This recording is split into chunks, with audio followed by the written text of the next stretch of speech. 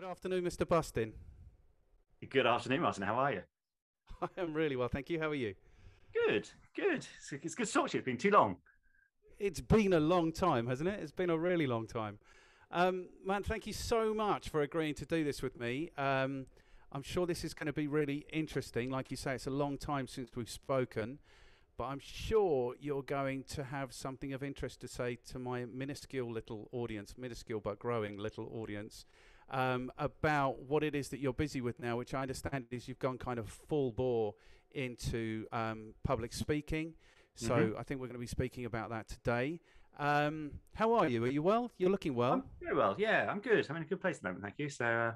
Yeah, just sort of enjoying some sun at last in the UK. Yes, that's good. That's really good. Okay, cool. So, as you know, there's only kind of four or five questions, but it is quite conversational. So, we'll keep us busy for like an hour and 15 minutes typically. So, the questions are: how are you qualified to talk to us about public speaking? Who are your clients? How do you get them? And what is it that you do that is of value to them? Kind of how you feel about public speaking. I think it's kind of evolving, as we've been alluding to already in this conversation. It happens differently now in, where are we, July 2021 than it did before March 2020. So how you kind of feel about that evolution. And then the last thing is kind of your recommendation for people in this evolving situation. So if you're comfortable with that, Hmm. you are? Yeah, Okay, good. Right, so how are you, Steve Bustin, qualified to talk to us about public speaking? because I'm either on stage myself or I'm teaching other people how to do it. Would be the glib answer. Or in the last 18 months, I'm either on screen myself or teaching other people how to do it. So I work as a professional speaker and event compere and public speaking coach. So I'm on stage a lot, either speaking, delivering keynotes, workshops, those sorts of things, or as a compere and MC, so hosting events. So a lot of people see me on stage and then they're like, you're good at that. Can you teach me how to do it? So that's really how my business grew. When I started to speak at events, and people would start saying, "Oh, could you come and speak at my event? And actually, could you teach my team how to speak like that? And could you give me some coaching?" Yes. I suppose the other creds. I mean, I'm a journalist by background. I'm ex BBC, so I'm used to, I've always been a communicator. And right back to school, I was one of those kids who always wanted to stand up in assembly and say things and talk about things. I've never been shy in talking. So it was, it's sort of the natural career I suppose I've been always been waiting for in a way. I did stand up for a few years, and gigged around and things, which was actually really useful training in terms of being able to play any audience and read an audience and different sizes of rooms and those sorts of things. And I suppose then, as I've progressed through, I've actually just finished an 18-month term as national president of the Professional Speaking Association, which is the trade body for professional speaking here in the UK. And I'm board member of the Global Speakers Federation. And I'm also the author of a book, The Authority Guide to Presenting and Public Speaking. So yeah, that's out there in the wild. It's available on Amazon and Audible, which was interesting actually. And interestingly, I sell far more copies on Audible than I do on Amazon. So the audiobook, which I recorded, sells much better. So anybody happens to have a book to their name, if you haven't already done it, make sure you've got an audiobook out there because that's where the demand is right now, particularly for business books. Fantastic. Good. I'm a little bit embarrassed I asked you how you're qualified to talk to us about public speaking now. You are clearly very well qualified to talk to us about public speaking. Okay, and I'd forgotten about your stand-up comedy because I did Mm, that a little. I did that a little good. bit as well after you. So, okay, so that's interesting. That's really interesting. And I did have a question, but you said so much. You are so qualified to talk to us about public speaking. So you are okay. So just for context, when I Mm, first knew you, this was probably around 2005, 2006, something like that. yeah, yeah, You were running a PR agency, and you were teaching people how to present to the media and those kinds of things. So this exactly. isn't a huge evolution that you've gone on No, to be focused almost entirely on that. no. I mean, I don't do PR anymore. I do actually have a second book to my name, which is the Authority Guide to PR for Small Business. But actually, that's in my past. I don't do PR. People still ask me occasionally for advice and things, which I'm always happy to give. I do still do a lot of media training, so I do train people how to appear on camera, how to give interviews. And of course, that's been quite interesting in the last 18 months as the sort of on-camera stuff and the on-stage stuff have suddenly become one and the same. So that's been a quite interesting sort of melding of those two parts of my business. But I think it came about because when I was worked for the BBC for many years, came out of the BBC and went into an in-house PR role for a .com back in 2000. That, as .coms will want to do at that point, went bust after 18 months. And I went freelance initially, but I always did a mixture of PR and freelance journalism and speaking, because I was an early adopter on social media. I was one of the people who helped introduce, well, basically the internet and then social media into the BBC newsroom. And so people kept saying, "Oh, would you come and speak to our team about how we could be using social media? Virtually, what is social media?" So that was really my topic.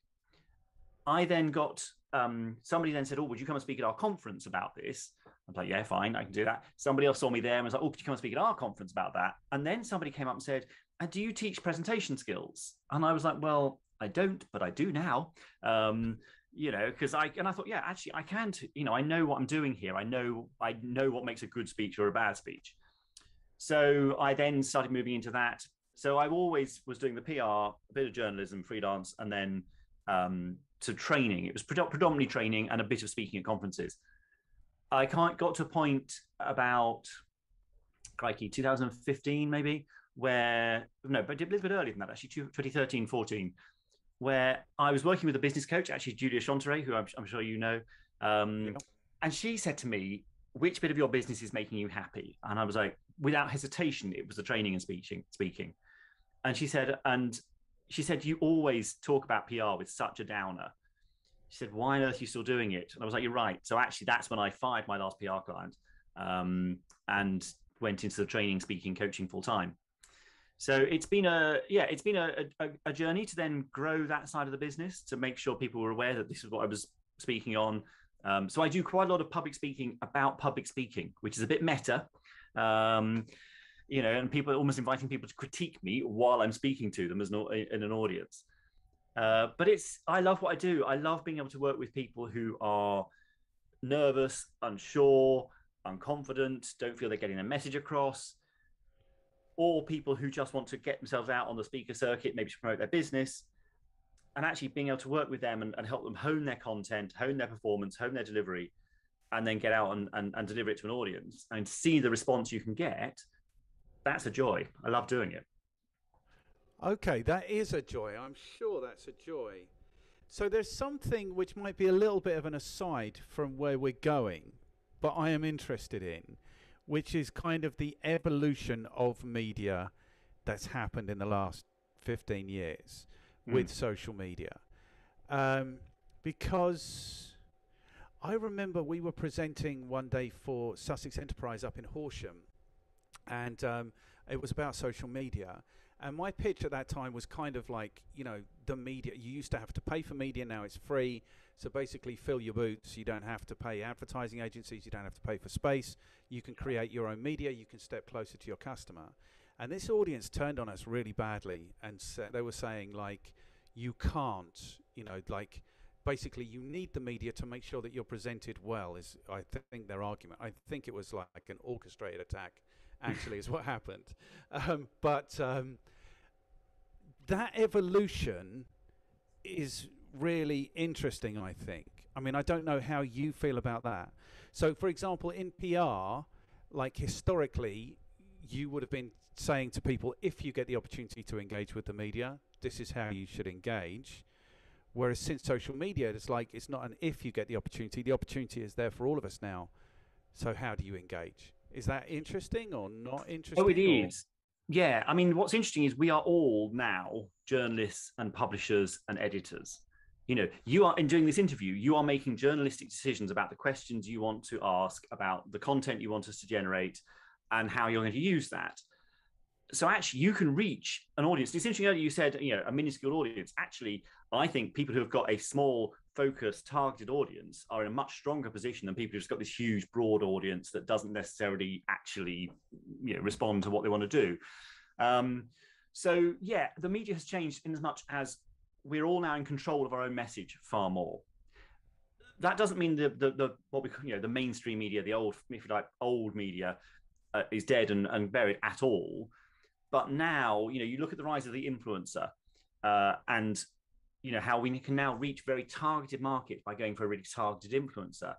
Now, it's not quite the same. It's not true PR, because often the influencers want to be paid if they're doing something that's promoting.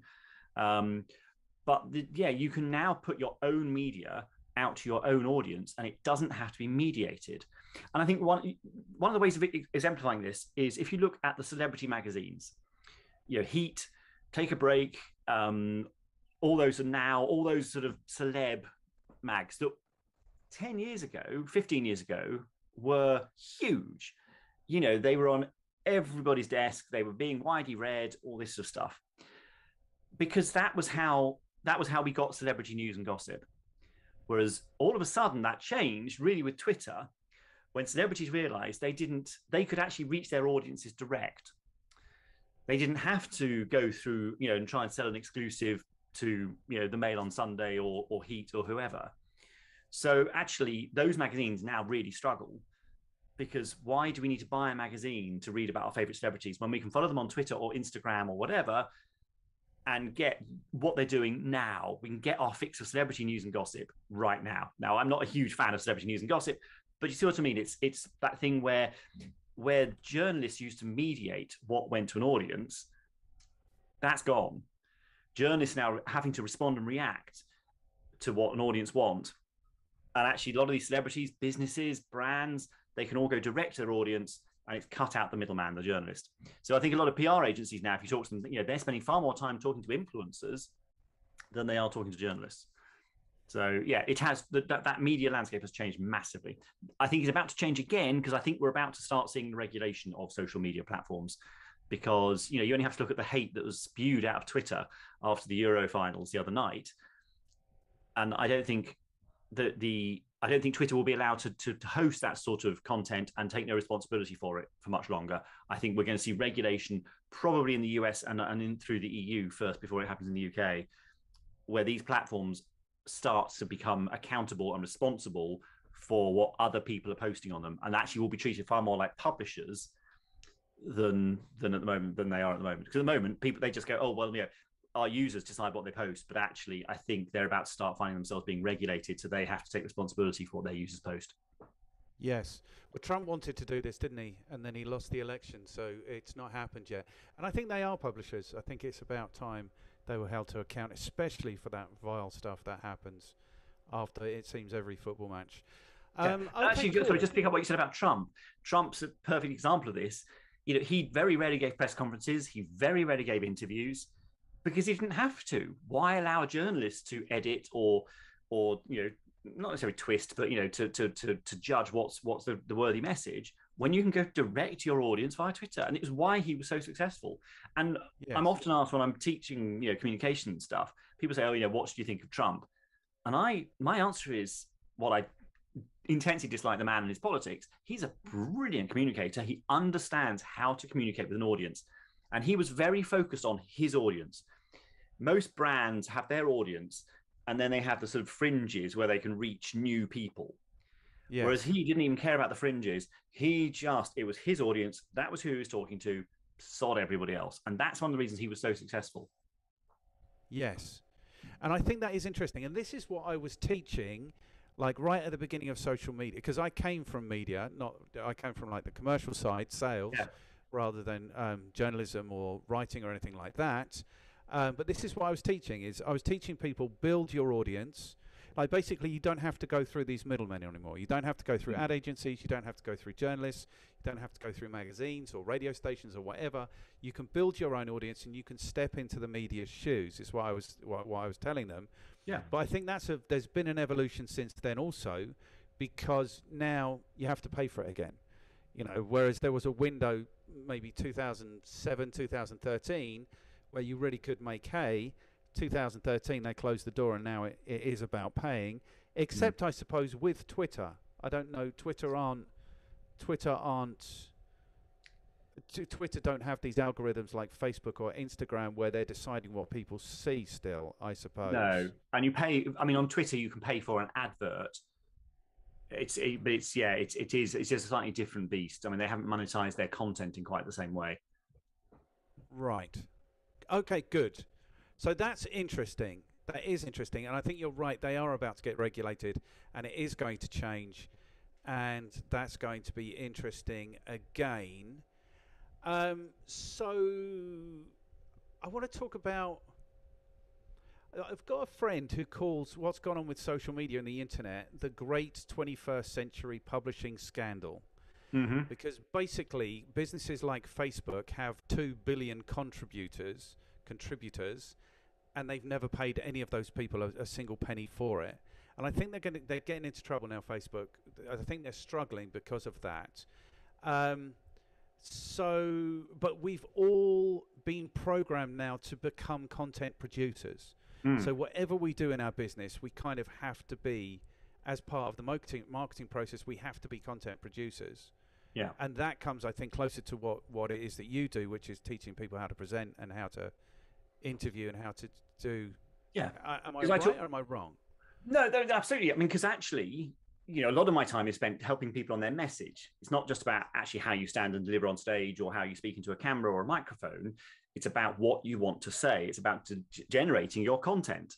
And, even this, you and I are sat here generating content. And I just pick up on what you said about Facebook. The mistake I think a lot of people make, particularly with Facebook and Instagram as well, is people think that we are their customers. We're not. We are their product. We are what they sell. They make money off us, because they sell our data and access to our timelines to advertisers. And I think that's one of the things people have to bear in mind. I'm far more aware now of how of some of the perils of social media, because I don't know whether you're familiar with this, Martin, from my social media feed. I love this. So I'm the face of an online international dating scam for my sins. So somebody stole about 25 photos off my Facebook profile and uses them on dating sites to try to set up fake profiles to try to scam rich elderly women out of money. Now, the ultimate irony being that I'm married to a man, so these women really aren't my type. Actually, the worst bit about the whole thing is he sends out my photos, this scammer, and tells the women I'm 68. So, thanks. But it has made me far more aware of, when you're playing on social media, you are playing in somebody else's playground. You do not own your social media profile. They can take it down like that. You don't own, once you've put something on social media, even if your settings are relatively secure, it's out in the public domain. Even if you are the president of the United States, it can go like that. Yeah, absolutely. And that was just a classic example, wasn't it? To see that in action. But any of us, I have friends who have had their profiles switched off for various reasons. So you are playing in somebody else's playground. You do not own your social media profile. And people have to bear that in mind. Yes. No, they really do. And that's, I mean, that's what I teach now is basically, you don't own it and it could be gone in a second. And you can't be too reliant on it because, it can be gone in a second. Okay, so that's all very cool and interesting. There's another thing. Like, I think you're number 17 or 18 in this little process. And if there is a theme at all, the theme is the performative nature of sales, marketing, PR people. Like everyone I'm speaking to, like even Jo was like 3 ago. She didn't do stand up, but she did some. She did improv. She did improv. Yeah, which I've done a lot of as well. Yeah. Yes, I spoke to Jim Cunliffe. He also got on the stand-up comedy thing. Everyone's either a DJ or was an actor or a singer or a something, and then they came to this thing that we do now. And it seems to me that presenting is definitely like the final destination of that. Like if you couldn't be a singer or a DJ or an actor, the next best thing is probably to be a presenter. And I just find it interesting that this is so common. And I find it interesting, like how much of sales, marketing, PR is just performative. How much of it is just about being able to put on a show for people and that attracting people who are just show people. Yeah, there's certainly in the speaking world, there's a lot of frustrated performers. Definitely, there's a lot of people who started off on the either as a magician or possibly as an actor or cabaret artiste. So yeah, there are definitely a lot of performers out there. Beyond that, I think yes, there is an element when you're setting yourself up as a dare I say, a business expert. You're setting yourself up to say, I can help you with your sales and marketing. I can help get you into the media. There's an element, and it's not, I don't want to say it's BS, but you have to be confident in your ability to deliver that. And sometimes there is an element of having to persuade. You want any sales call, there's an element of persuasion to it. So you do have to have the chutzpah, there's the word, to be able to say to somebody, I can get you into the media, or I can get your brand out to the target market you want to reach. And because you and I both know you can't polish a turd. If you're trying to promote a product that isn't very good, it doesn't matter how good you are as a marketer or a PR person or whatever, nobody's going to bite. So there is an element of needing to persuade people that you have the confidence to be able to do this, because as if you're selling stuff on the phone, or if you're ringing and pitching to a journalist, or you're trying to do a deal, there is an element of having to perform, having to speak the right way, find the right words, understand how to persuade, understand how people are going to react, understanding human behavior. So yeah, there's definitely an element of performance to it. And sales and marketing, I'm trying to avoid saying it's all bullshit, but there is an element to which you have to believe your own hype to be able to go out there day after day and say, I can do this for you. Or do you disagree? No, I think I really agree. I think what we're doing in sales and marketing is polishing a turd. Like, if the product is sales and marketing, and that's what we have to present, and we have to try and convince people that it's working and it's worthy of investment, and it needs, do you know, whatever, or it's all going fine and don't fire me, then I think, and I'm only realizing this like right now, that is essentially what you're doing if you're in sales and marketing, is you are polishing a turd, because because the value of sales and marketing isn't recognizable enough. If you don't put some Shazam on it, you're going to get fired. Because every advert is basically saying, hey, look at me, I'm great, buy me. That's what it's doing. And I mean, that's one of the things I always used to teach when I was teaching PR, is that was the difference between advertising and editorial, is editorial has a third-party endorsement implicit in it that says, hey, look at these guys, they're great. Yes. And that's always the difference. And, so we believe when somebody else tells us something more than if we hear it straight from the horse's mouth. And I think that's true.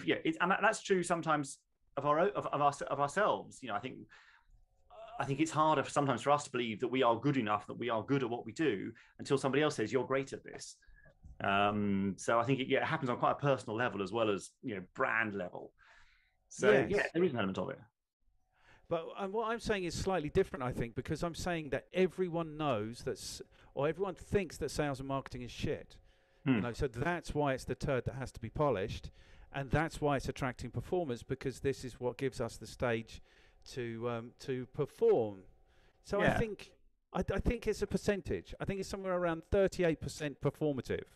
Like the way I'm kind of trying to change the world to see it, is actually much more, what's the word, quantifiable. Like you can see pounds and pence, this is how your marketing is performing. But the truth is that it's not seen like that at all. So unless you've got someone there giving it jazz hands, you're going to fire them. That's what I think. Yeah. Okay, good. I like that. I really like that. Okay, cool. So that brings us then to what it is that you do and kind of how you do it. So who are your clients? You've given us an indication of how you win your clients. How is it that you deliver value for your clients? So there's kind of three things there: who you work with, what it is you do with them, how they get to find you. Yeah, I mean, well, just to pick up the point about how I find them, I'm very lucky in many ways, because I get paid to go and stand on a stage and speak, and that's actually also my best business development tool.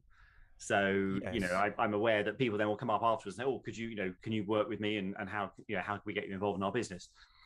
So who do I work with? I have probably three main areas at the moment. I do a lot of work in the pharmaceutical sector, pharmaceutical, healthcare, medical. That area is a big one for me. I do a lot of work, or a fair amount of work, with accountants, particularly through accountancy bodies. So I do a lot of work through the Healthcare Financial Management Association and the Chartered Institute of Management Accountants and all this sort of stuff. Don't ask me how I got there. That just came to me. And the third sector is agencies. And actually, that's probably my biggest area at the moment. I do a lot of work with the owners of marketing agencies, PR agencies, SEO agencies, design agencies, etc. To help them with their pitching, because a lot of them are struggling, and particularly they've struggled to move their pitches online and to try and pitch effectively on camera. So I've done a lot of work over the last 18 months with agencies who are struggling with their pitch. But B, it's also agency owners who are recognizing that they need to be seen as thought leaders and movers and shakers in their industry. So they want to be invited to speak at the next big marketing conference. And they're like, my competitors are being asked to speak, why aren't I? And that often comes down to because you're not putting yourself out there as a speaker, and you haven't spent the time to learn how to do it and deliver it properly. And so that's what I can go in and help them with. So yeah, agencies are a big sector for me at the moment. Okay, good. Right, so that's really interesting because pharmaceuticals are in a crisis of authority. Well, is that too much of a stretch? The authority of pharmaceuticals is being challenged at the moment. Let's just say that. Yeah, it is. Global pitch going on that everyone should have these vaccinations. So that's what occurs to me when you say pharmaceuticals. Yeah, I mean, I think that's true, and certainly the pharmaceutical sector is in flux at the moment. I mean, the pharmaceutical sector is one of those weird sectors where there's constant takeovers, buyouts, mergers, etc., etc. Smaller brands being swallowed up by the big brands, and you have got these maybe 4 or 5 mega brands now across the pharmaceutical sector. Interestingly, then when you have some of what you think of as smaller brands, you realize actually they're just sub brands of the big boys. So yeah, pharmaceutical is an interesting one at the moment. I mean, most of my work in pharmaceutical has either been at board level or working with their key opinion leaders, their KOLs, who basically are doctors, who they work a lot with doctors, either sometimes to promote particular brands, but often actually just to promote a specific type of treatment. And I'll give you an example. I've done a lot of work with doctors around the flu vaccine. Now, interestingly, this was all obviously pre-pandemic. But I coached a lot of very senior doctors on how to go out and speak to patient groups about why they should be getting the flu vaccine, or to speak to their funding bodies about why they should be paying for the flu vaccine. So and doctors are not, on the whole, natural presenters. That's just doesn't tend to be in their skill set. So I do quite a lot of work with those. So pharma is an odd one. It's also very, very compliance regulated. So there are lots of very strict rules about what you can and can't say and what you can and can't do and how you can mention things and things. So that's been an interesting one. I've had to get my head around a lot of that to understand what people can and can't stand on a stage and say, and what claims you can make, and how you have to evidence things. So it is a strange sector. Okay, so that's interesting. The last chat I did was with Melanie Farmer. I don't know if you know Melanie Farmer, do you? She was up at Sync for a long time. Yeah, right. About 15 years ago. But she's now back in Australia, and she's working with the health authorities on exactly these kinds of issues. So, like, they're addressing they've been involved in pandemic type stuff more recently. But yeah, okay, so that's interesting. Okay, so that's your first group is pharma. The second group is accountants. Yeah. So that's interesting, because what accountant has anything of any interest to say? Well, okay, and it's interesting. A lot of accountants come into my sessions and go, oh God, I'm just, people don't want to hear what I want to say. And it's like, actually, you are often the most important person at the table because you control the budget. What you say dictates every other decision that's taken in that meeting. So a lot of my work with accountants is getting them to understand the importance of what it is they have to deliver. Now, the problem is, without wanting to overgeneralize, most accountants are not necessarily the most charismatic of people. It's not a profession that tends to appeal to those who are more sort of performative in their natures. So a lot of accountants again will say, "Oh God, what I do is dull. What I've got to say is dull." And it's like, actually, no, it's not. If you're in a board meeting presenting the figures, every other decision that board makes is based on those figures. So you are the most important person in the room. The problem they have is they tend to be so wedded to the data It's trying to get them to present in a way that everybody else can understand. You know, I'm sure you know, accountancy has its own jargon, it has its own approach that non-accountants often struggle with. So it's often finding ways of helping them to explain the financial position or what this data says in a way that everybody else can understand. So we quite often end up using analogies. We end up using, focusing on what is the crux piece of data that we need to talk about. A lot of accountants will put up a spreadsheet and then they'll pick out, one or two cells from an enormous spreadsheet. It's like, no, let's scrap the spreadsheet. Let's just concentrate on the figures in those cells. Why is that figure important? How do we tell its story? What context do we need to put across? So it's a challenge, but it's an interesting sector, and and again, I enjoy being able to help people discover that actually they can present, and that what they're saying is interesting, and in fact, what they're saying is important. So it's a fun journey to go on with them. Okay, cool. So that's interesting, because that's what I think. You're in business to make money, and the only people who really know if you're making money are the accountants. Yep. So I've always thought that accountants should be much more interesting, but I've always found them so wedded to the compliance. Which they have to be. They have to be free. Yes. They can't start making claims a bit like the pharmaceuticals. They can't make claims that aren't true. They can't exaggerate. They have to be, and it's all about the data. The problem is they just become so subsumed in that data that it's quite hard to extricate what are the really important points, and then to explain it in a way that everybody else can understand. Okay, I think I'm saying something slightly different, which is like accountants hold the key to kind of your success. Like, what am I trying to say? It's actually much more interesting what accountants are doing than what they think they're doing. Oh, God, absolutely. They seem to think that it's just about complying with whatever the tax laws are, or just nearly complying with whatever the tax laws are, or bending the tax rules as much as you can. But actually, like, the function of money in your business is what the accountants do, and that's how you're going to be successful. Yeah. Okay, so that's interesting. So that's your second group, is accountants, and that's mainly about making them interesting because they don't believe they're interesting. And the third one is marketing agencies. So when you say agencies of all types, marketing agencies, PR agencies, SEO agencies, digital agencies, design agencies, I've worked with all sorts of types. But having run an agency myself, because I understand that world. So that's why I end up doing a lot of work there. Yes, I'm getting shouted at from downstairs, so I'm going to have to message them so they know I'm on a call. They already know I'm on a call, by the way, but they are still shouting at me anyway.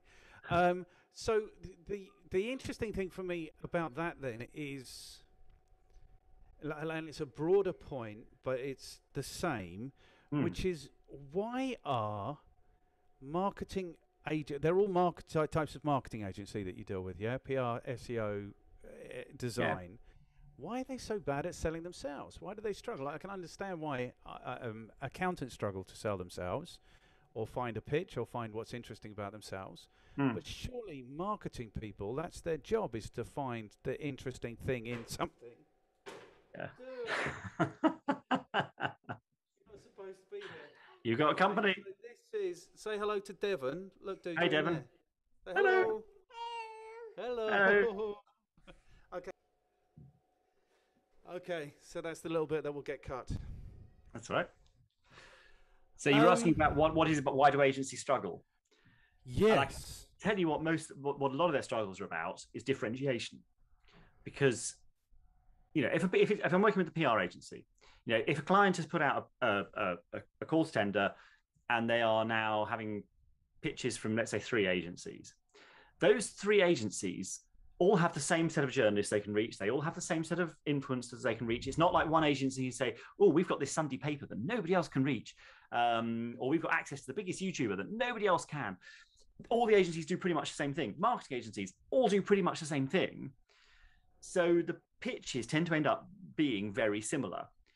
And I spend a lot of my time helping them differentiate themselves from the other agencies. And it's often not about the services, because the services are pretty much the same. Anybody can buy Facebook advertising space. What it becomes about is what's the experience of working with you like?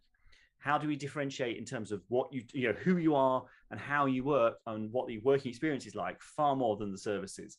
Trying to differentiate your services is very, very hard in this day and age, because, as I say, all agencies do very much the same. So it is, a lot of it's around differentiation, and that can come down to how you pitch.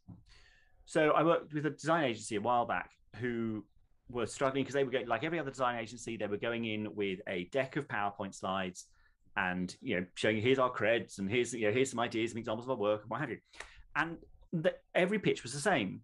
So it was like, okay, what are we missing here? Actually, what we're missing is any sense of design. So what they now do is they go into a pitch situation, or when they were in the room, with a scroll, large roll of paper. They will ask all the people sat around the meeting table to clear their mugs, clear their glasses, clear their laptops, and they will unroll this piece of paper down the table. Some stuff will be pre-drawn or pre-written on it, but then the team from the design agency will actually go around and stand between the people at the table so they can reach this scroll, and they will start to design. And as the person who is pitching talks, the designers will actually then draw and write and do some design. And the clients love it because they can see design in action. They can see that this agency have taken a new approach, that they're seeing design creation in front of us. And most companies are like, oh my God, can we keep the scroll? To which, of course, the agency say, if you take us on, of course you can. But otherwise, they roll it up and it gets taken away. And then it gets presented back to them when they win the contract. So it's finding new ways of delivering. If you are going into a pitch with a deck of PowerPoint slides, you are about to deliver a really boring pitch. There are other ways of doing things that a lot of agencies still haven't done. The big problem at the moment is that a lot of agencies are still trying to deliver their offline pitch online. So I'm seeing slides with, just rows and rows of logos of previous clients, and I'm seeing huge amounts of text, lots of bullet points, and those sorts of slides don't work on a small screen. You have to bear in mind that some of the people may be watching your presentation on their phone. So your slides have got to be readable and legible and interesting and engaging on a screen that size. So that's what a lot of my time is spent with at the moment with agencies. Is at the moment it's helping them design online pitches rather than trying to do online stuff, and it's helping differentiate what is the experience of working with you like that's different to another agency. And it's tricky. Some agencies really struggle with it, but what's missing from so many presentations is creativity. They'll come in and say, we're a really creative agency, and it's like, well, if you have to tell me you're creative, you're clearly not. Yes. It's like, if you have to tell me, people come saying, oh, we're really passionate. If you have to tell me you're passionate, you're clearly not. Your creativity and your passion should come across in, quite frankly, what you wear, what you say, the way you can walk into the room, certainly in terms of the way you present your pitch. And so many agencies actually will just roll it out. I was talking to an agency owner a few weeks ago about this, and she admitted to me they're big, almost 200-person agency. She admitted they haven't won a single pitch in the last year. But I was looking at them, and they were pitching from their front rooms without any sort of thought of what was behind them. They weren't using anything like Ecamm or OBS or any of the tools that are available to us now that we can actually use to make these things look great. So it was like working through quite a basic level of what needs to be done. It's also, so many agencies rely on one or two people to do all the pitches, when actually you need a team who can do it, who can play to their strengths. If you've got a high energy client, you probably want to send a high energy pitcher. May have somebody different who goes to your accountancy firm, sort of thing. And then it's about finding the message that resonates. A lot of people aren't doing much research with a potential client. This agency owner I was talking to, she admitted that she'd have a day of meetings, jump off a call, go into a pitch for 45 minutes, and then come back out. And I was like, so how much rehearsal have you done? Oh, none. And it's like, well, if you're not rehearsing, it's never going to be good. And she said, well, I've got a standard deck. And it's like, well, again, that is not going to be good. If you're presenting a standard deck, it's going to be standard. It's going to be generic. And do you really want to come across as a generic agency? So it's something that winds me up, quite frankly, but I enjoy helping them unpick. And it's lovely. You can suddenly see that light bulb moment when they go, oh, okay, I can see why we're struggling with this now. And then it's like, just unleash your creativity. Yes. Okay, brilliant. Because I think the issue is, that is, like you say, that all marketing companies do the same thing. Well, if you're a Facebook agency, then maybe, you are just buying ads. But surely the role of a marketing agency is to look for and kind of nourish that differentiation in you to make you look better or different. And I think that the people need agencies because it's hard to do that for yourself. But It's they hard to do. look from the inside and see. Yeah, and they absolutely do. But put yourself in the client's position. They're sat in a meeting room or sat on a Zoom call, and they see 3 agencies come in of a morning. You know, you've got a 9 o'clock, a 10 o'clock, and 11 o'clock pitch. And what they see is very, very similar from each agency. Yes. And in fact, if you talk to clients about why did you buy us, why did you book us, it doesn't tend to be, oh, because you had a really interesting tool that nobody else had, or you had a better strategy approach than other people. What they tend to say is, we really liked you. You seemed much more fun. You seemed more creative. You seem more energetic. You seem more relaxed. That's what, when it comes to it, so many pitches are so similar. The decision is often not on anything really to do with the business. Because as I say, if you're faced with 3 marketing agencies, they're all going to be able to help you reach your market. You know, it's not as if one of them is going to be, oh God, they're never going to be able to do it. A lot of it will come down to the people-to-people relationships, how you come across, how you pitch, how creative you are. That's the stuff. So it tends to be around the softer skills, if you like, and the way you present, than it is actually about what you present. Yes. Good. Brilliant. So it sounds then like a lot of what you're doing is, and the way we're talking about it now, it sounds like presenting is almost like the purest form of marketing. It can be. Or pitching. Do you know what I mean? It's like, because it's not mediated. You, and then what you say, yes. So maybe it's just the pinnacle of marketing. It's certainly one of them, because actually to be able to, to be invited to come and spend 20 minutes, 30 minutes, 45 minutes delivering your message to an audience is a privilege. And one of the things I often coach people on is you have to remember it's a privilege, and you have to earn the audience's attention. In this day and age, they could all be sat there checking their emails very easily. You have to earn their attention. And it is a privilege to be given the opportunity to stand on a stage and speak. So, but you have this time to sort of say what you want. And it's the mistake I see too many people making is they will just go into their creds. They'll spend too long talking, this is who we are, and this is my background, and this is where I come from.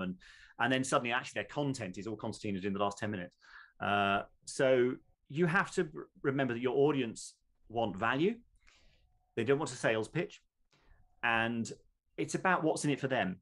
Too many people focus on what's in it for me as a presenter, but put yourself in the audience's shoes. When you stand up to speak, when you are introduced onto that stage, what do the audience sit there thinking? What do they want? The first thing they want is they want this to be engaging, and they want it to be, to an extent, fun, entertaining. And I don't mean jazz hands, but then the second thing is they want relevance. It has to be relevant and useful to them. So if you can start, if you're putting together a speech or a presentation, you think, okay, is this engaging? Is this relevant to my audience? And is this useful? Then you're on the way to putting together a good presentation. I often say to people, if people go away and do one thing differently as a result of what you have told them, what do you want that to be? And build your presentation around that. Brilliant. And I think that is true of all content. Yeah. And kind of all marketing and all messaging. Okay, so here's an interesting question.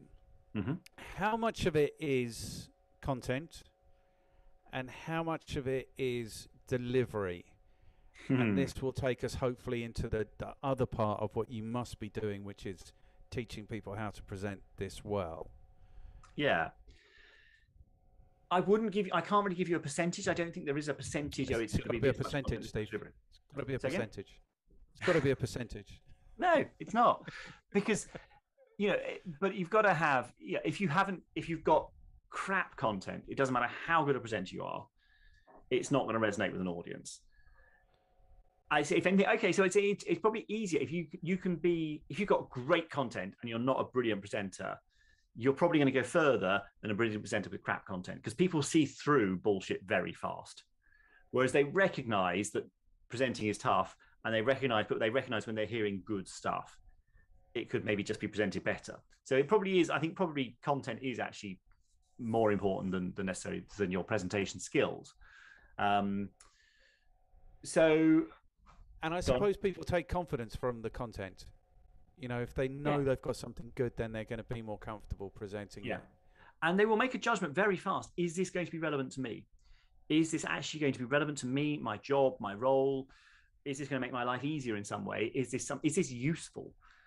And it's one of the issues I have with things like TED Talks and TEDx Talks, because they're all about one big idea. I think a lot of them are theoretically really interesting, but actually have very little practical application.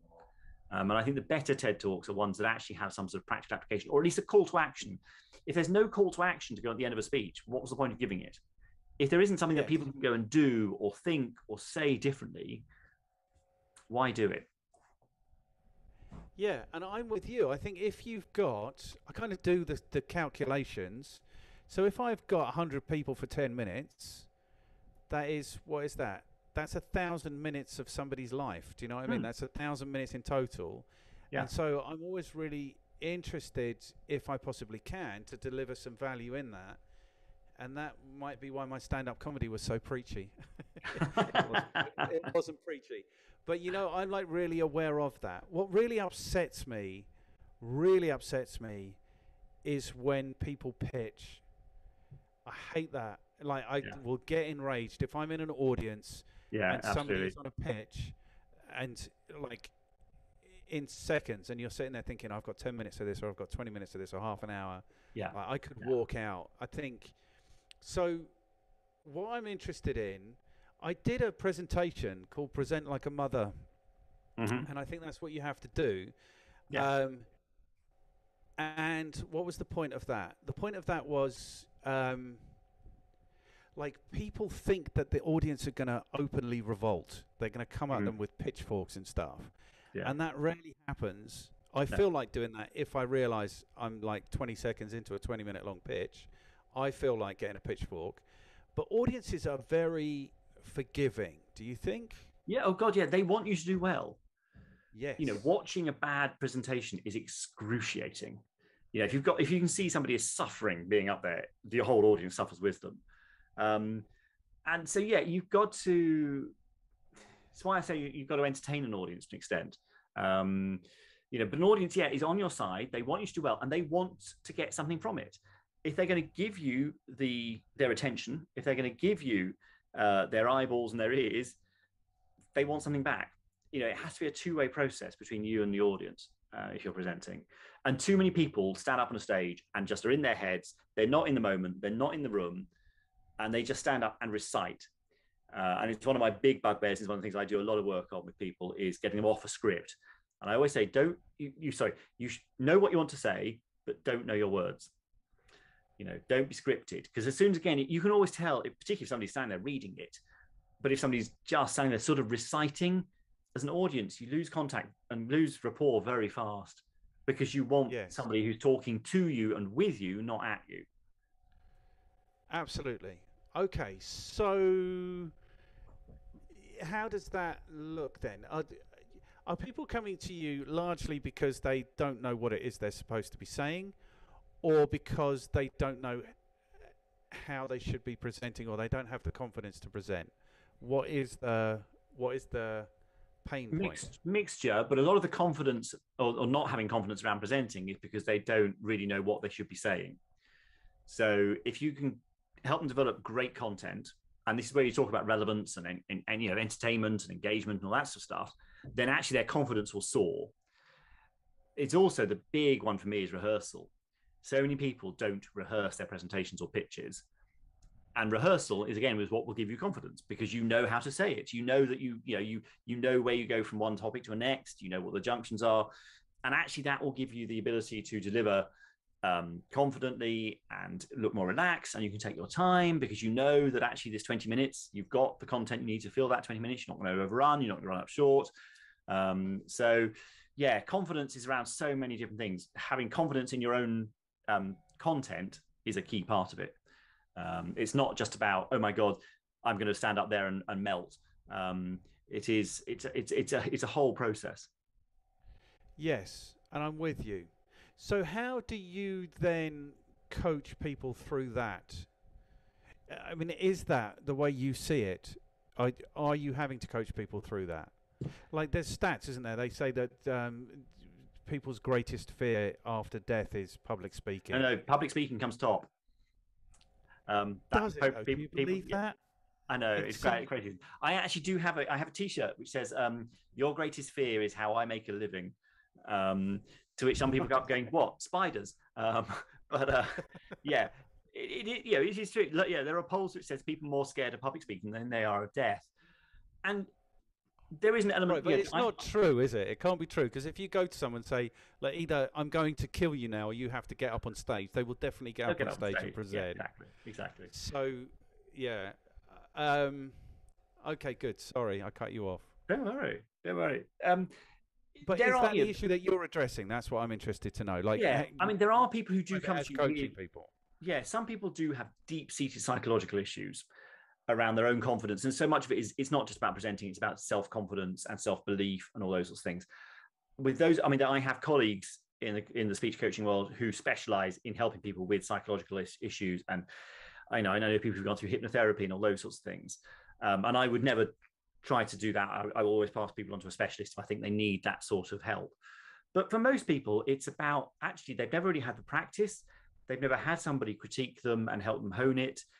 They can't do it themselves, and they just don't quite know where to start. So they just get it on their heads. Oh my God! And there's also, there is this. I suppose it's a myth in the corporate world that presenting is hard. You should be nervous about presenting. That this can be career changing, and sure, it can be.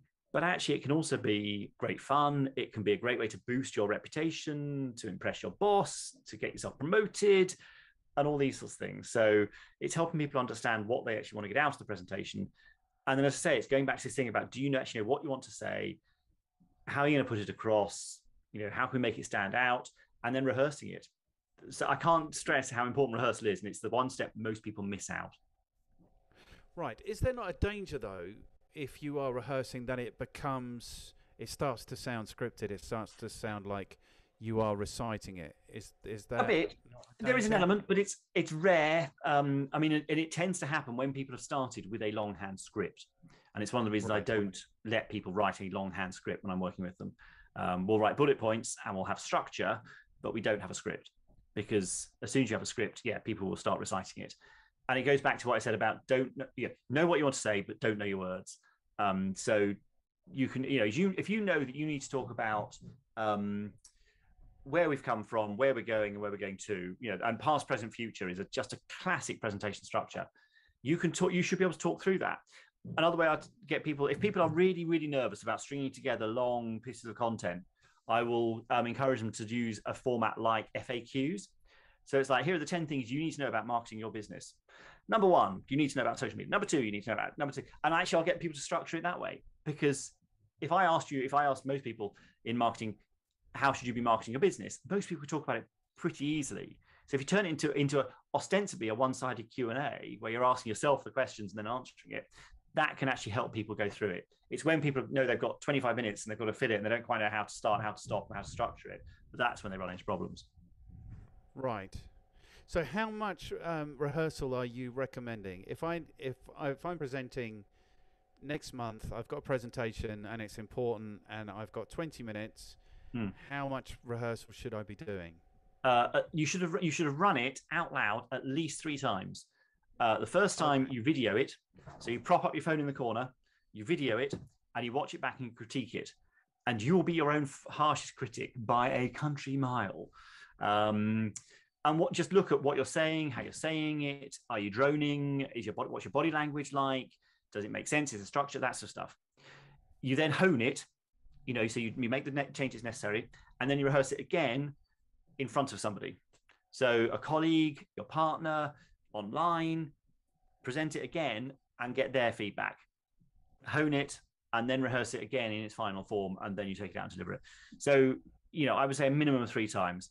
Some people will rehearse it over and over and over again. And yes, there is a danger of it starting to sound scripted, but it's why I try to keep people away from a set of words.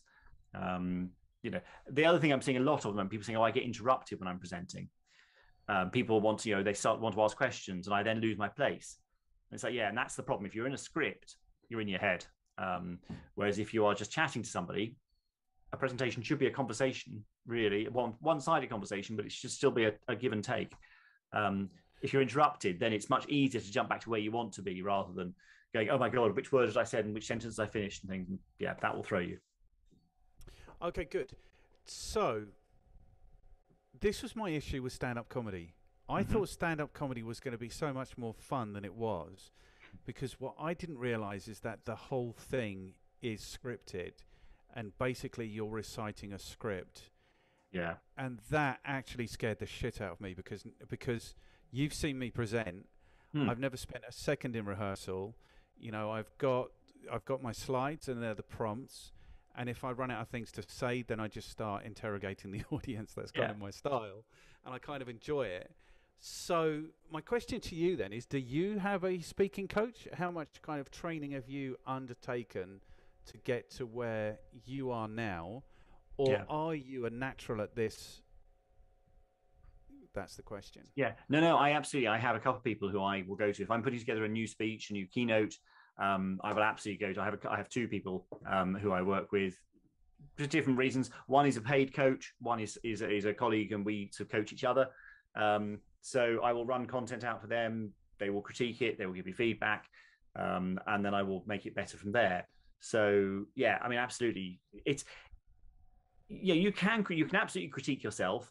You will be far harsher than anybody else, and often you won't focus on the important bits. So I think it is important to have somebody. And it's one of the reasons. I mean, I have a couple of clients who I work with on an ongoing basis because they want to have a speech coach on call. So I have a chap who works for a pharmaceutical company in Zurich who will ring me going, okay, I've got to give this speech on Monday, or I've got this coming up in a couple of weeks' time. Can we prep? Sometimes he comes to me saying, I've already written it. Can we just get the delivery right? Sometimes he comes to me saying, I haven't got a clue what I'm going to say here. And I will help develop his speech with him. So, some people actually see it as an ongoing part of their professional development. I also then get a lot of people ringing me up going, oh my God, I've got to give this presentation on Thursday and I'm shitting myself. Where do I go from here? So, some people see it as personal development and professional development and will absolutely want to hone it. Other people, it's a panicky thing. Right. So, so before you started speaking, before you started presenting, did you get some coaching then, or you said you just found yourself doing it? Yeah, I mean, I did. Even at school, I think you're a natural. I think there are naturals. I think there are people who just, like, for me, if I'm standing in front of a group of people, I'm in my flow state. That is the best thing that can happen to me, and I'm absolutely buzzing, and I've never been nervous, and I've never had to rehearse anything, and I could probably stand up and give you 15 minutes on 100 different subjects at 5 minutes notice. And I think you're in that camp. And then it's like they say, like, professional, like really good footballers struggle to become managers because they don't understand why people aren't as good as they were, can't do the things they did. And I mean, thank you for saying I'm a natural. And I'm aware I seem to have a talent for it, and people seem to like my persona on stage. And in fact, one of the biggest compliments I can get is when people say you're exactly the same on stage as you are off stage. I don't have a stage performance persona. And my style is very informal. It's very chatty. It's why I like comparing and emceeing work so much, because it means I can bounce off an audience far more. I'm not sort of trying to deliver a certain set of words. But yes, there are certainly naturals. But even now, I work at it. And one of the ways I can make it look easy when I'm on stage is because I would have rehearsed it and checked it, and I do my research, and I would have prepared it and things. And then that means I can relax into it because I know what I'm doing. I hate that feeling of bullshitting my way through it, quite frankly. I mean, flying by the seat of my pants, I don't mind, but, and I've done quite a lot of improv. And like you, I did stand up, and actually I prefer improv because there's no script to learn, because you make it up on the spot. And it's what was so good about improv is it taught me to be playful, and it taught me that I could, trust myself that if the brown stuff hits the big revolving thing, something vaguely relevant will come out of my mouth. And I can respond to what's going on around me. And it's, I actually quite enjoy it when not necessarily when things go wrong, but when the unexpected happens, and being able to respond accordingly. That's quite fun. So there is an element of, I think, natural talent. There's an element of having done the training, having done the coaching, doing the preparation and what have you to make it look easy. There's the old adage about, it takes a lot of hard work to make it look easy. Yes, there is that adage. And the one thing I didn't enjoy about the Professional Speakers Association is that it was very formal and very kind of not formulaic, but formal. And I suppose what I don't know is if some people, like if this is something that you find difficult, maybe that's what they need. Do you know what I mean?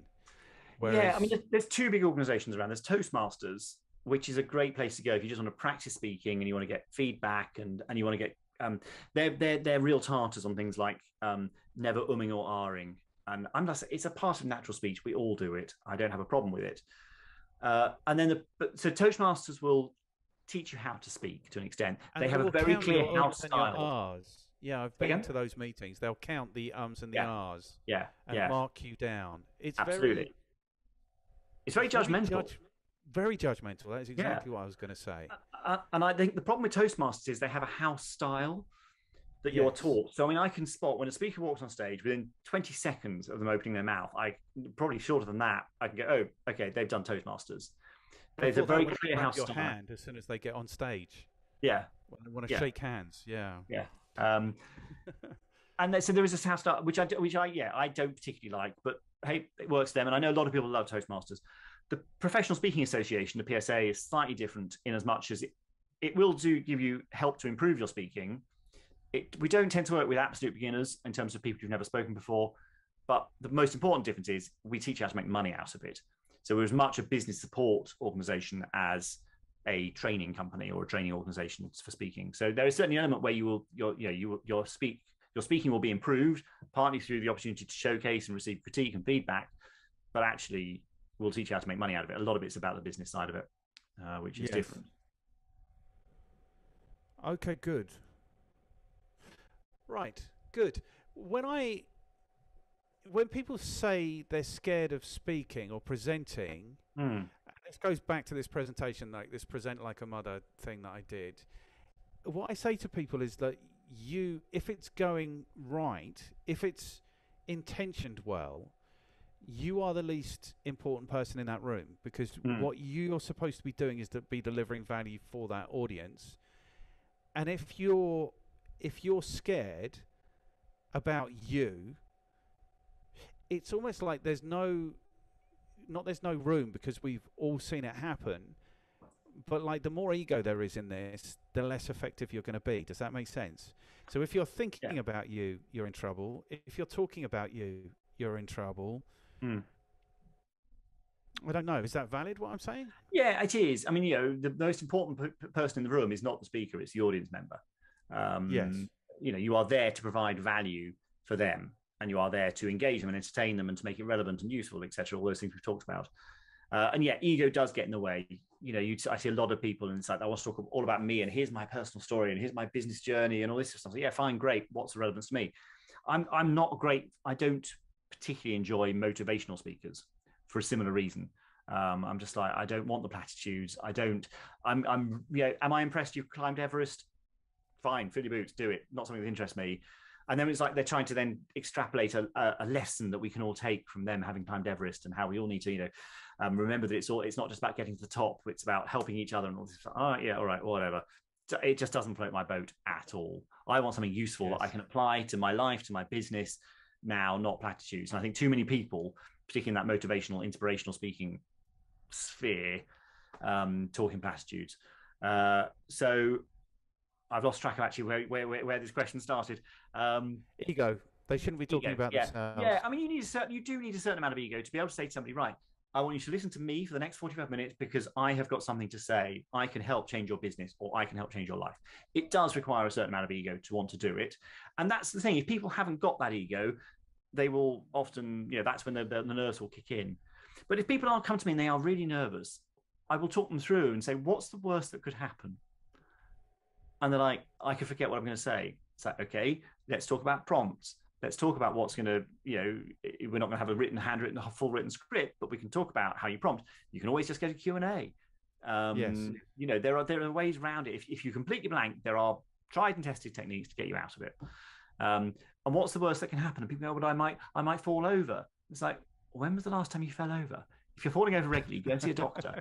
Or I just go really red and I sweat a lot. It's like, fine, wear a lighter weight jacket and just, set out to be as comfortable as you can be, and acknowledge that this is how your nerves manifest, and get on with it. People build up this big thing in their mind. I think for a lot of people, the anticipation is actually far worse than the reality. Once they're up and off and running, they're fine. And a lot of people, they come off stage going, oh my God, that went so fast. Most people prepare far too much content because they're terrified of running out of things to say. On the whole, it's tricky. If you're speaking at a big formal conference and you massively underrun, there is a bit of an issue because the program is timed a certain way. But if you're speaking in a meeting, which is how most people present, is internally, it's something to their team or in a meeting, whatever, that presentation was too short, said no one ever. It doesn't. It's like if you've got 20 minutes, it doesn't mean you have to fill it. If you can say what you need to say and what the audience needs from you in 10, most audience members would rather have a 10-minute extra break than try and listen to you pad and fill time. So most people massively over prepare, and then they spend ages talking about their introduction. They try and fit their content, and then they're desperately trying to squeeze everything in at the end. And it's one of the things. The art of the edit is a big part of presenting. And knowing how much content you actually need is quite an important part of it these days. Yes. I saw a meme recently, which was, you should remember that everyone who ever died on Mount Everest was once a highly motivated person. Yeah. So maybe just calm down. I think I just like that, so I thought I'd share it. Yeah. I think you're absolutely right, and I think have you ever got to the point with someone where you've just said to them, look, it's much better that you find somebody else to do this. You're clearly not going to be able to do this. No, I will tend to suggest that they do go and see somebody with a psychological background or a hypnotherapist or whatever to counter that. Have I ever actually told somebody not to present? I don't think I have. No, if they are in that much trouble, I will make sure they are seeing the right person, because I don't have that set of skills. I'm not trained in those practices, so I will send people off to see somebody who's right. I have occasionally suggested, particularly to an agency, maybe this isn't the right person to pitch. Or maybe you need to support them so that actually maybe they just do a section of the pitch, not the whole thing. Because sometimes you will have one person who has a very specific set of expertise that you need to introduce, and they're just not a very good presenter with it. So it may be that we just, we give them a little bit of the presentation and get other people to work around it. But no, I think anybody, if you can stand up and say, hello, my name is, this is what I do, and this is why I'd like to talk to you, I think most people should be able to get through it. It's not that difficult. But I'm aware, I say that as somebody who quite enjoys being on stage, and a lot of people loathe it. And exactly. Okay, good. So the current thing, what's been going on in the last 18 months, and everybody presenting online, how does that change? You say that you've kind of been busy with this in the last 18 months. Yeah. So how does that change? I've given up on, this is my third kind of studio setup. But up until the pandemic, I had a huge blackboard behind me. It was really cool. And then the pandemic came, I had to move. And that didn't come with me. And then I've got a huge, great big long 4.5 meter wide back screen that went up for about a month. And then some refurbishments happened and nobody realized that this thing shouldn't be smashed up. And so this is it. But I've thought a little bit, like there's a light on my surf photos, for example. Yeah. And, I've thought about it a little bit. But the amount of people who have been presenting as this is how you present online with awful setups. Yeah. I mean, you certainly need to spend a little bit of time doing it. you know, and it is little things like you say, having a little bit of light behind you, but you don't want too much light behind you because your silhouette. So actually, it's having light in front. So I'm currently working from my spare room because we have building work going on. So I don't have my usual studio set up, but I make sure the window is in front of me so that there is light, and actually natural light is always good. It's quite soft, so it will eliminate me. Although it's interesting, in the course of this call, it's gone from being bright and sunny outside to being cloudy, and I'm aware this side of my face is actually now in more shadow because the light it has changed around me. That is the downside. You've got the Michelangelo triangle here. Is that what they call it? The Michelangelo, something like that. Yes. Yeah. So yeah, I mean, it's basically it's making sure that people can hear you properly. I do think some people have gone too far, and there is this big thing. Oh my God! If you haven't got a proper studio set up, you shouldn't be doing it. And if you don't have, you know, green screening and all this sort of stuff, and you don't have OBS or Ecamm, those sorts of systems, which I don't tend to use. I do have Ecamm, but I actually very, very rarely use it because, on the whole, most clients just they keep it simple. Yes. So I think as long as we can see you clearly and hear you clearly, and your background doesn't distract, I think that's okay. The bigger issue for me in terms of the move on the last 18 months is people still using slides and other visual images that they used to use in a big room, and they're still using them on a small screen. So I'm still seeing, you know, sheets with tiny text on, or you know, 4 graphs on one slide, and actually we can't read any of them because even on my laptop screen it's still only that big. Whereas put those 4 graphs onto 4 separate slides and move through them slightly faster, or overlay them if you need to compare, you know, the passage of the data. There are ways to make your visuals far more suitable for a small screen. You know, much bigger text, far less text per slide, bigger graphics, that sort of stuff. So too many people have just taken their offline stuff and are trying to dump it online. It's a different format. It's a different channel. It's like going from listening to the radio to watching TV. It's always going to have to be different. So people have to accept that. And I get a sense also because I spoke to James Owers on these things, and he was saying that it's almost more of a privilege. It's more difficult to get a meeting with people now because essentially you're being invited into their homes. So if they have a video meeting with you, you're in their house. You see their kids come storming in, you know, blah, blah, which was really interesting to me because that hadn't occurred to me at all. It's like the whole world thought, well, we can just do this on Zoom now. But clearly there are issues with that people don't necessarily consider. And you sound great. How come you sound so good today? What have you done?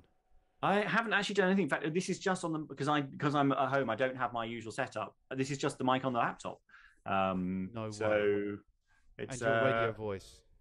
Well, I suppose. I mean, yeah, I know, and also I am projecting slightly. I'm talking slightly more energetically and slightly louder than I might do if we were just having a regular chat. But also, I'm in a space that has carpet on the floor. There's quite a lot of stuff around me, so that's going to be absorbing some of the sound as well. So there's actually quite a lot of sort of baffle material around me, which is nice. That helps soften the sound. Good. You just do sound great. Thank you. You sound great, and you look like the sort of person that a slightly older lady would be attracted to. That's your trouble, Steve. Well, clearly, I know of at least 18 women who've dated me online. So, yeah. Well, that's a huge privilege for them. As long as your husband doesn't find out, we're good. Yeah. Okay, cool. So, what's your recommendation then? What's your recommendation if I want a career as a speaker, which I might, or if I am having to present,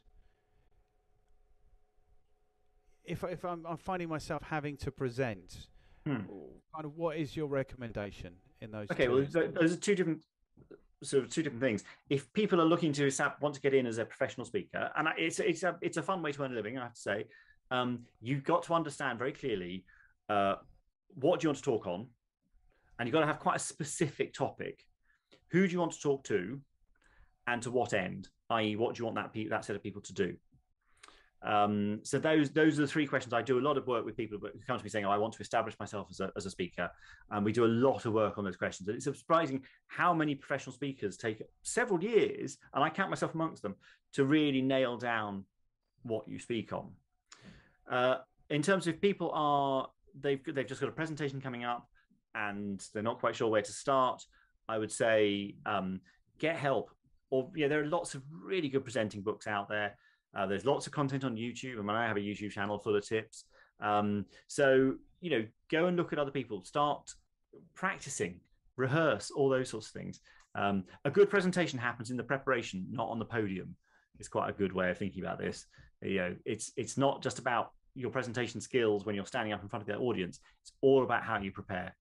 That's again, this is what I spend a lot of my time doing with people, is actually in the preparation stage, and then we'll get to the end where we actually, right now, let's work on how you deliver it and the actual presentation skills and the stagecraft. Brilliant. Cool. I think we've been going for about an hour and 15 minutes, so it feels to me like we got to the end. Is there something you wanted to say that you haven't said? No, we've covered a lot. It's been quite wide-ranging, which is good. It's good. I've really enjoyed it. It's been really good to see you again, man, after all of this time. So here, I'm going to give you an assumptive close. Are you ready? Okay. Okay, so who are the 2 people that you recommend I speak to on my talk marketing mission? I think I might reach out to Julia. I was going to say Julia Chanteray. I have a lot of time for Julia. She's great. Who else is good at the moment on marketing? Or even more broadly, so things like... So what's interesting is what I've heard from you today is how you are kind of marketing your creativity, your ability to be able to find a value point and find interesting ways of sharing that value point. So I'm interested in like storytelling and things like that. I'm interested in,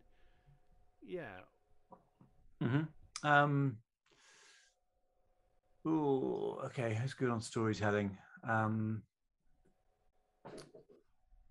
don't know. It doesn't have to be that. It could be somebody who's just interesting about sales and marketing. I'm giving you the hard close here, aren't I, Stevie? I need to have a think about who the best people would be. I mean, there's lots of sales speakers and people out there. They are not all great. There's a guy called Tony Morris who runs a sales training company. He's very good. I need to look it up. I need to Google it to find out what his company's called. Okay. Let me see if I can find him. I think he would be very good, and he's quite active on social and those sorts of things. Hang on, TonyMorrisInternational.com. Is he an older guy?